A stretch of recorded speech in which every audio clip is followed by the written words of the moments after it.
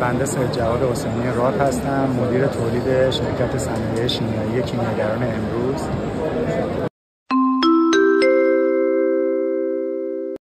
واقعیتش اینه که ما الان هولوش فکر می‌کنم 2 سال است که با شرکت تصمیم و دستگاهی که برای ما نصب کردن در واقع با آشنایی با شرکت تصمیم با این دستگاه آشنا شدیم و بعد از نصب این دستگاه آشناییمون نسبت به این دستگاه با مشاوره شرکت تصمیم بیشتر شد.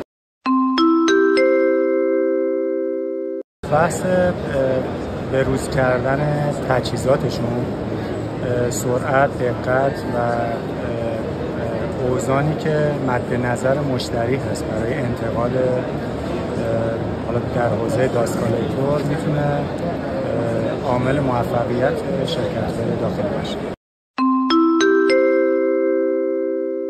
بیشتر کیفیت انتقال پودها، از بین بردن خطرات احتمالی که برای افرادی داره که در این حوزه دارن کار میکنن و سرعت انتقال.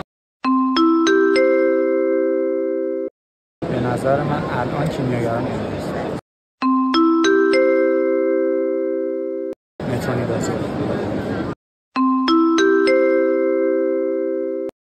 شرکت کیمیاگران با در اختیار گرفتن افراد متبلغ و متخصص سعی بر این داره که در صنعت داروسازی و حوزه API قدم مثبت و بهینه‌ای رو در کشور برداره و انشالله که در سالهای آتی خیلی موفق‌تر از